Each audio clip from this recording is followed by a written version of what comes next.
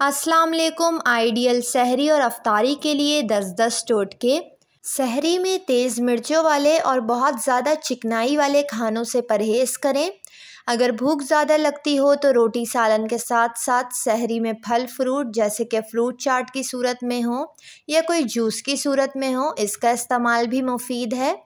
सहरी में लाजमी दही का इस्तेमाल करें ताकि दिन भर आपको प्यास ना लगे, क्योंकि दही इस्तेमाल करने से रमज़ान में प्यास से बचा जा सकता है और दही खाने से सीने में भारीपन महसूस नहीं होता और मैदा ठीक रहता है। सहरी में अंडे का इस्तेमाल करना अच्छा है, लेकिन साथ ही साथ अंडे खाने से प्यास का सामना करना पड़ता है, इसलिए अंडे की जर्दी की जगह 2 अंडे की सफ़ेदी का इस्तेमाल करें।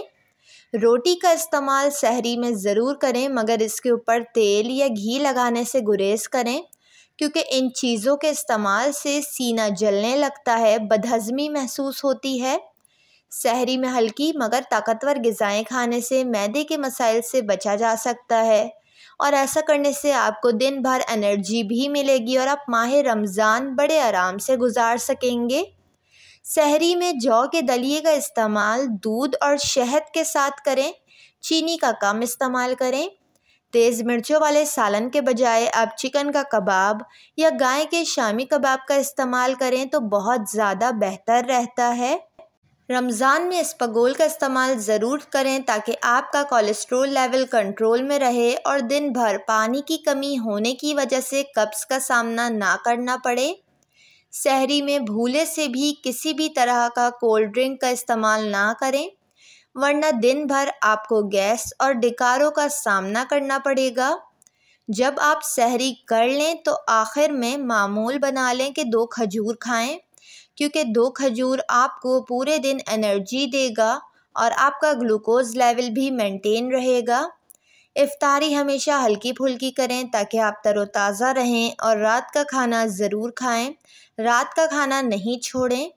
अफ्तारी में एक साथ ही बहुत ज़्यादा पानी का इस्तेमाल ना करें, क्योंकि ये मैदे पर भारी हो जाता है। रोज़ा खोलने के लिए कम से कम 2 खजूर खाएं। बहुत सारे लोग अफ्तारी में फ़ास्ट फ़ूड का इस्तेमाल करते हैं, जबकि अफ्तारी में फ़ास्ट फ़ूड का इस्तेमाल ना करें, जैसे बर्गर, ब्रोस्ट या पिज़्ज़ा, क्योंकि ये देर से हज़म होती है और मैदे पर भी भारी होती है। फ्रूट चाट में चीनी का इस्तेमाल मत करें। जब भी पकोड़े बनाएं तो इसमें सब्ज़ियां ज़रूर डालें, जैसे पालक, आलू, हरी प्याज वगैरह, क्योंकि ये ग़िज़ाइयत से भरपूर होती है।